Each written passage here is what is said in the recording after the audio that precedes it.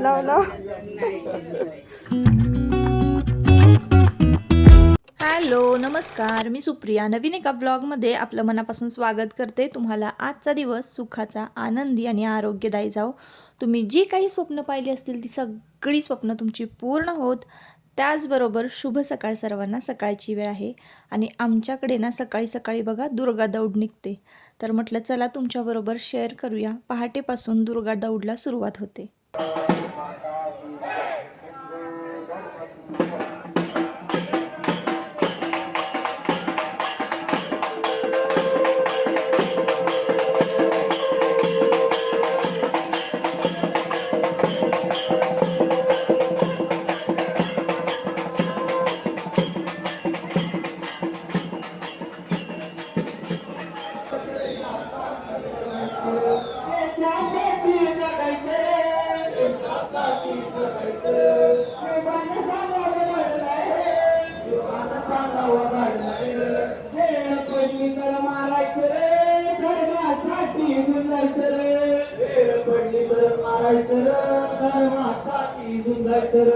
तर ताईंनो, दरवर्षी नवरात्रीमध्ये अशा पद्धतीची दुर्गा दौड आमच्याकडे निघते. आमच्याकडे म्हणजे सातारी भागामध्ये.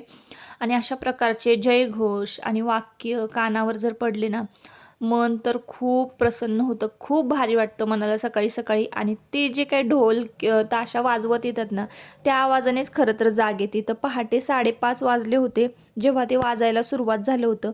आणि दुर्गा दौडनं म्हणजे खूप लांब होती आणि लांबूनच मला ना तो ताशाचा ढोलाचा आवाज ऐकू आला आणि मी जागी झाले. तर अशा पद्धतीची बघा जयघोष जयवाक्य. तर तुम्हाला तर माहिती आहे की सातारी भागामध्ये आपल्या शिवरायांची म्हणजे काय काय गाथा आहे. जेवढं तुम्हाला सांगाल ना तेवढं कमी आहे, की काय काय प्रताप महाराजांनी केलेले आहेत. तर त्यामुळं ना दुर्गा दौड तर निघतेच निघते. त्यासाठी अजून लहान मुलांपासून वयस्कर माणसांपर्यंत सगळे दुर्गा दौडमध्ये सामील असतात. आणि आपण काय केलं पाहिजे आपल्या धर्मासाठी? प्रथम स्थान हे आपल्या धर्मालाच दिलं पाहिजे. या गोष्टीतून सगळं शिकायला मिळतं. तर असो ताईंनो, काही हरकत नाही. तर बघा सकाळी सकाळी नाश्ता केलेला आहे आणि नाश्त्याला उपीट करणार आहे. तर काय होतं नवरात्रमध्ये असं इडली डोसा वगैरे हे सगळे पदार्थ खावेसे वाटत नाहीत. शक्यतो जास्त करून उपवासाचेच पदार्थ होतात. पण उपवासाचे पदार्थ उपवासाची रेसिपी मी तुमच्याबरोबर शेअर करणार होते 9 दिवस. पण सध्या तुम्हाला माहिती आहे नुकतंच आपल्या घराचं कलर काम झाल्यामुळे अजूनही घरातला जो पसारा आहे, म्हणजे मी तुमच्याबरोबर जेवढं शेअर करते ना ताईंनो, तर कॅमेऱ्याच्या पाठीमागे जर तुम्ही पाहत असाल इतका पसारा असतो, म्हणजे मापच नाही त्या पसाराला, काही प्रमाणच नाही, इतकं मी आवरत असते. तर ते सगळं तुमच्याबरोबर शेअर करता येत नाही, पण त्या कामाने सुद्धा दमायला होतं. तर ह्या कामाने ना थोडेफार का होईना आपल्या शरीराचे हाल होतात, आपल्या जेवणाचे आपल्या तब्येतीची हाल होतात. तर सर्वात आधी ना आपण आपली काळजी घेतली पाहिजे. आपण जर व्यवस्थित चांगलं असू तर आपण आपलं घर सांभाळू शकू किंवा मुलाबाळांना सांभाळू शकू. म्हणून स्वतःची सुद्धा काळजी घेणं तितकंच महत्त्वाचं ताईंनो. तर असो, ह्या सगळ्या गोष्टी तुम्हाला सुद्धा माहिती आहेत आणि मी तरी असंच करते हां. म्हणजे मला जरी थोडं जरी मला विकनेस वाटला तर सगळी कामं एका बाजूला आणि मी माझी स्वतःची खरंच काळजी घेते. आता 2 ते 3 दिवस झालं बघा मी दवाखान्याच्या वाऱ्यासुद्धा करते, कारण माझी तब्येत बरी नाही. आणि म्हणजे मला जे प्रॉब्लेम आहेत ते ना तुम्हाला मी कधीतरी सांगेन एखाद्या ब्लॉगमध्ये. तर असो, आता इकडे बघा मस्तपैकी गरमागरम उपीटचा नाश्ता झालेला आहे आणि आता लगेचच आम्ही नाश्ता करायला बसणार आहोत. नाश्ता केल्यानंतर लगेचच स्वयंपाकाची तयारी. तर इकडे बघा दादांची अंघोळ झाली होती आणि ते घटाला अधूनमधून थोडं थोडं पाणी घालत असतात, जेणेकरून जे सप्तधान्य आहेत ना ते छान असं व्यवस्थित उगवावं. घटातलं पाणी पाझरतं पण इतकं नाही, त्यामुळं चमच्यानं ना रोज थोडं थोडं पाणी घालतो. नाश्ता वगैरे करून झाल्यानंतर ना लगेचच भेंडी शिजायला म्हणजे घालणार आहे. भेंडीची भाजी आज करायची होती. तर असं ताईंनो, आता भेंडीची भाजी मी कशी करते, बरेच प्रकार आहेत भेंडीची भाजी करण्याचे. मी कधी लसूण खोबरं चेचून घालते किंवा कधी मग अशा अख्ख्या पाकळ्या मी लसणाच्या अर्ध्या अर्ध्या घालते. मिरचीचे 2-2 तुकडे केलेले आहेत. तर तेल घेतलेलं आहे कढईमध्ये. त्यामध्ये ना मिरची घातलेली आहेत. एक 4 ते 5 मिरच्या मी घालते. लवंगी मिरची आहे तिखट त्यामुळं, आणि लसणाच्या पाकळ्या ज्या आहेत मधनं कट करून घेतल्या आणि त्या घातलेल्या आहेत. नंतर हळद घातली आणि थोडंसं जिरं घालून भेंडी घातलेली आहे आणि भेंडी छान परतवून झाकण ठेवून दिलेली आहे. भेंडी कट करताना ना ताईंनो मोठी मोठी कट करा. जर तुमची भेंडी जास्त चिकट होत असेल ना तर तुम्ही आधी छान परतवून घ्या भेंडी. जेवढं तुम्ही गॅसची फ्लेम फुल ठेवून भेंडी परतवून घेणार आहे ना तेवढी तुमची भेंडी चिकट कमी होणार आहे. तर ह्या 2 टिप आहेत की तुम्ही जर भेंडी तुम्हाला चिकट कमी करायची असेल किंवा तुमची भेंडी चिकट होत असेल तर थोडंसं एक तर 2 थेंब लिंबाचे पिळा, नाहीतर मग काय करा, भेंडी छान भाजून घ्या जेणेकरून भेंडी चिकट होणार नाही. आणि भेंडीला ना मीठ शिजत भेंडी शिजत आली ना की मग मीठ घालायचं, म्हणजे भेंडी चिकट होत नाही. तर असं ताईंनो, आता इकडे बघा मी पातळ रस्सा भाजी काय करायची म्हणून विचार करत होते, तर म्हटलं चला अख्खा मसूर आज करूया, कारण घरामध्ये सुद्धा भाज्या नाही आहेत. आठवडी बाजार जो आहे तो घरातला संपत आलेला होता. तर इकडं मी केलेले आहे अख्खा मसूर. तर अख्खा मसूर घेतलेला आहे 1 वाटी, आणि त्यामध्ये बारीक टोमॅटो बारीक कांदा चिरून घातलेला होता मीडियम साईजचा, आणि मसूर शिजवून घेतले होते मीठ घालून. त्यानंतर मसूर शिजलेले आहेत आणि कढईमध्ये 2 चमचे तेल घेतलेलं आहे. त्यामध्ये ना कढीपत्ता घातलेला आहे. कढीपत्ता ऑप्शनल आहे, असला तर घाला, नसला तरी चालेल. आणि तुम्ही अशी मोठी कढई ठेवण्यापेक्षा तुम्ही तडक्याचं जे पॅन आहे तुमच्याकडं भांडं असेल डाळ तडक्याचं तर ते घ्या, आणि डायरेक्ट आपण मसूरला तडका देऊ शकतो. तसं केलं तर आता माझ्याकडे नाही आहे, मला घ्यायचं आहे. तर कढईमध्ये तेल घेतलं, त्यानंतर मग मी त्यामध्ये कढीपत्ता घातला. एक सुकी लाल मिरची असेल तर तुम्ही त्यामध्ये घाला, माझ्याकडे नव्हती म्हणून मी हिरवी घातली. आणि मिरची घातली की मग लगेचच आपल्याला त्यामध्ये ना आलं लसूण पेस्ट घालायची आहे. आलं लसूण पेस्ट घातलं की लगेचच घरगुती लाल तिखट घालायचं आहे. घरगुती लाल तिखट घातलं की छोले मसाला घालायचा आहे. तर हा छोले मसाला आहे ना ताईंनो, तुम्ही एकदा ट्राय करून बघा.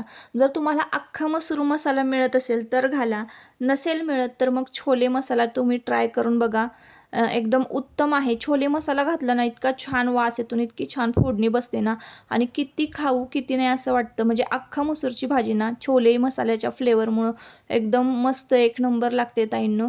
तर ढाबा स्टाईल मस्त अख्खा मसूर आपला तयार झालेला आहे, आणि खरंच तसाच वास तसाच घमघमाट संपूर्ण किचनमध्ये पसरलेला होता. तर अशा पद्धतीनं करून बघा, किंवा तुमची पद्धत कशी आहे ते सुद्धा मला सांगा. माझी पद्धत काही चुकते का ते सांगा. तर ताईंनो, कालच्या व्हिडिओचं तुम्हाला सांगते मी. कालचा व्हिडिओ ना मी नॉनव्हेजची रेसिपी शेअर केलेली होती, आणि सध्या नवरात्र चालू झालेले आहेत, तर त्यामुळं ना जरा माझं खरंच चुकलंच बरं का. तो व्हिडिओ मी अपलोड नव्हता करायला पाहिजे. जुना असला तरीसुद्धा मी आता नवरात्रामध्ये तो व्हिडिओ अपलोड करायला नको होता. 1-2 ताईंची कमेंटसुद्धा आली की तुम्ही नॉनव्हेजचा व्हिडिओ का अपलोड केला म्हणून आत्ता नवरात्रामध्ये, आणि घट बसलेले आहेत तर तुम्ही खाऊ नका. तर खरं सांगते ताईंनो, आम्ही ना नवरात्रापासून नाही, गणपती बाप्पा बसतील ना, माझा श्रावण महिना असतो, श्रावण महिन्यापासून आम्ही जे नॉनव्हेज म्हणजे पाळतो, खात नाही दसरा झाल्याशिवाय. अजिबात घरामध्ये कोणीही नॉनव्हेज खात नाही, किंवा आमच्या घरामध्ये नॉनव्हेज अजिबात शिजत नाही देव असताना. आणि तुम्ही आता व्हिडिओ जर मागचे पाहिला असाल तर बघा, माझ्याकडे टाक नव्हते, तर मी देवांचे म्हणजे आमचे कुलदैवतेचे ना टाकसुद्धा करून आणलेले आहेत. तर त्यामुळे मग मी ताईंनो नॉनव्हेज कसं करेन बरं. फक्त एवढंच प्रॉब्लेम झाला होता की आमच्याकडे लाईट नव्हती. मी पोस्ट केली होती, त्यामुळे तुम्ही ते पाहिले असणारे, वाचले असणारे. तर आमच्याकडे ना 2 दिवस लाईट अजिबात नव्हती आणि वायफाय बंद होतं. त्यामुळं ना मला म्हणजे व्हिडिओ कसा शेअर करायचा, कारण मोबाईलचं जे चार्जिंग आहे ना अक्षरशः 2% आलं होतं ताईंनो.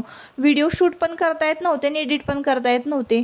तोच एक व्हिडिओ असा होता की सेव्ह केलेला होता आणि पटकन मी अपलोड करू शकत होते, म्हणून मी तो व्हिडिओ अपलोड केलेला होता. तर असं ताईंनो, असं परत कधीच होणार नाही, आणि तुम्हाला व्हिडिओ जे आहेत ते अगदी वेळच्या वेळी आणि अगदी फ्रेश येतील. कारण मला सुद्धा आता कंटाळा आलेला आहे मागचे व्हिडिओ एडिट करून आणि तुमच्याबरोबर शेअर करून. जितके मी फ्रेश व्हिडिओ करेन आणि फ्रेश व्हिडिओ तुमच्याबरोबर शेअर करण्यात तितकंच मला सुद्धा बरं वाटतं.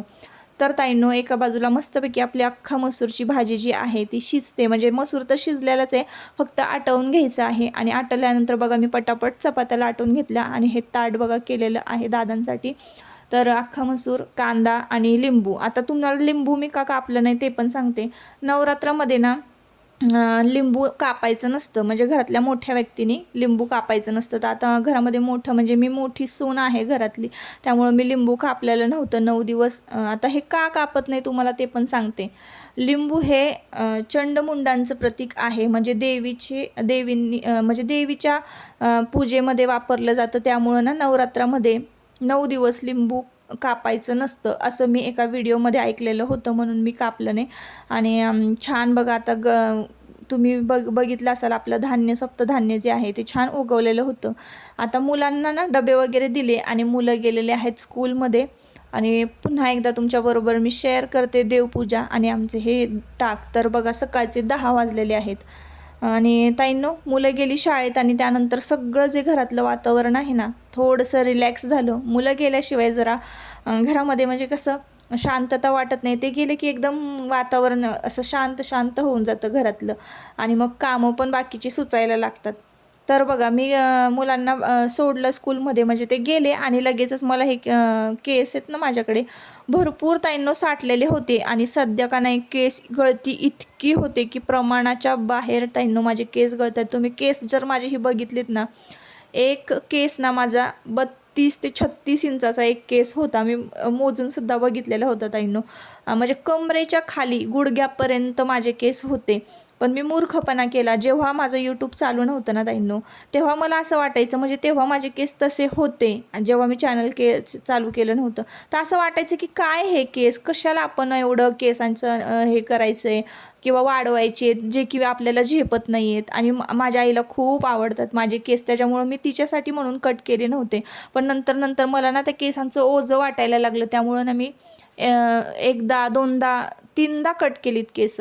म्हणजे आईला न सांगता, आई करू द्यायची नाही, तर आईकडनं एकदा कट करून घेतले होते ती रुसू नये म्हणून. नाही तर मग मी कट केले की आई रुसायची माझ्यावर. तर त्यामुळं ना एकदा कट केले, दोनदा तीनदा असे की खूप वेळा मी कट केलेत केस. आणि अक्षरशः आत्ता माझ्या केसांचं जर हालत तुम्ही पाहाल ना तर माझे पहिल्यासारखे केस होणारच नाहीत. आणि बघा किती केस गळती झाली. एवढे सगळे जे केस आहेत ना ताईंनो माझ्या एकटीचे केस आहेत. जेव्हा सुरुवातीला माझं लग्न झालं, म्हणजे बघा माझ्या लग्नाला 12-13 वर्ष झाली, तर 13 वर्षापूर्वी मी म्हणजे 2 वेण्या घालायचे. आणि 2 वेण्याने सांगते ताईंनो, 2 वेण्या घातलेले ना केसामध्ये कधीही गुंता होत नाही, कोंडा होत नाही. आणि तर 2 वेण्या जितकं आपण घालून ठेवू केसांना फाटेसुद्धा फुटत नाही. 2 वेण्या घातल्या ना, 2 वेण्या घालण्याचे खूप सारे फायदे आहेत. त्यामुळं केस खूप वाढतात ताईंनो, आणि माझे खूप वाढले होते. पण मी मूर्खपणा केला आणि सगळे केस कापून टाकले. मग तिथून गळतीच चालू झाली माझ्या केसांची आणि केसांच्या अक्षरशः म्हणजे खूप वाईट हालत झालेली आहे आता. तर एवढे सगळे केस मी साठवलेले होते. तर पावशरपेक्षा जास्त केस होते, तर मला त्या केस म्हणजे द्यायचे होते. विक मला तयार करून घ्यायचं होतं. पण नंतर कळालं की 4 आण्याची कोंबडी आणि 12 आण्याचा मसाला होणार आहे. आपल्याच केसांचं विक तयार करून मिळतं असं मी कुठंतरी वाचलं होतं. तर ते काही सोपं नव्हतं ताईंनो. विक करून घ्यायचं म्हणजे मग मलाच खर्च जास्त होता. जवळजवळ मला 4-5-6 हजार रुपये खर्च होता त्याच्यासाठी. तर मग मी विचार केला की हेच केस विकून एखादं छानसं स्टाईलवालं विक जर घेतलं तर ते कधीतरी सणावाराला घालता येईल आंबाड्याचं. म्हणून मग मी ते केस दिले आणि त्या केसांचे मला 550-500 रुपये आले. त्या मानाने खूप कमी आले ताईंनो. 800-900 रुपये तरी केसांचे यायलाच पाहिजे होते असं मला वाटत होतं. पण तो माणूस जो होता ना पुढचा, खूप चॅप्टर होतं, त्यांना दिलंच नाही ते तेवढे पैसे. फक्त मला 550 रुपये त्या केसांचे आलेले होते. तर तुम्ही आता माझे केस पाहत असाल कसे झालेले आहेत. थोडंसं रात्री ना भाज्या वगैरे आईने निवडल्या आणि मी टेबलला जे ऑनलाईन मागवलेलं होतं वॉलपेपर ते लावत होते. आणि त्यानंतर मग दुसऱ्या दिवशीचा हा व्हिडिओ आहे सकाळचा. तर आजचा कलर होता लाल आणि या आधीचे मी व्हिडिओ जे शेअर केले ना तेव्हा पांढरा कलर होता, शुभ रंग. तर आणि आजचा शुभ रंग आहे लाल. म्हणजे हे काय मला दिवस ताईंनो लक्षात राहिलेले नाही आहे. हे जुने व्हिडिओ असल्यामुळे मी काय तुम्हाला सांगू शकत नाही. कदाचित पांढरा रंग हा 5व्या माळेला होता आणि 6व्या माळेला लाल रंग होता असं वाटतंय मला. तर बघा आजचा कलर होता लाल. मग मी ना साडी वगैरे नेसली आणि आता मी निघालेले आहे डॉक्टरांकडे. जसं की मी तुम्हाला सांगितलं तब्येत वगैरे माझी काही अगदी व्यवस्थित नव्हती. जरा मला प्रॉब्लेम होता तर म्हटलं चला डॉक्टरांकडनं जाऊन यावं. तर केसांची हालत तुम्ही पाहत असाल कशी, केस शेपटी अक्षरशः झालेली आहे केसांची. तर असं ताईंनो आता तयार झालेले आहे बघा, मस्त असं चकपक आवरून निघालेले आहे. तर जाता जाताना मला असं हे देऊळ बघा लागलं. भवानी मातेचं देऊळ होतं, तर देवळामध्ये दर्शन घेतलं आणि त्याच्याच बाजूला हॉस्पिटल आहे, तर हॉस्पिटलमध्ये जायचं होतं. तर तुम्ही मूर्ती पाहत असाल किती सुंदर अशी मूर्ती आहे. तर म्हटलं चला कुठल्या ना कुठल्या कारणाने आपण भवानी मातेच्या मंदिरामध्ये आलेलो आहोत आणि अगदी हॉस्पिटलच्या शेजारी लागूनच हे मंदिर होतं. तर दर्शनसुद्धा घेऊया. जास्त काही गर्दी नव्हती. नमस्कार केला, दर्शन घेतलं आणि मूर्तीकडं ना इतकी सुंदर मूर्ती होती भवानी मातेची, बघत बसावंसं वाटत होतं. तर वाघावर स्वार झालेली भवानी माता आज आम्हाला तर बघायला मिळाली. खूप भारी वाटत होतं, खूप भारी वाटत होतं. तर कशाच्या ना कशाच्या निमित्तानं ना देव आपल्याला दर्शन देतच असतो. आपल्या मनात जर इच्छा असेल, आपल्या मनात जर भाव असेल ना, नक्की आपल्याला देवदर्शन देतच देतं. तर सगळीकडे बघा ना कसं लाल लाल लाल बघून ना मला तर भारीच वाटत होतं बरं का. तर मस्त असं दर्शन झालं आणि मग गाभाऱ्यातून बाहेर पडताना ना मला ही छोटीशी मुलगी दिसली. तर ती स्वतःला कुंकू लावून घेत होती.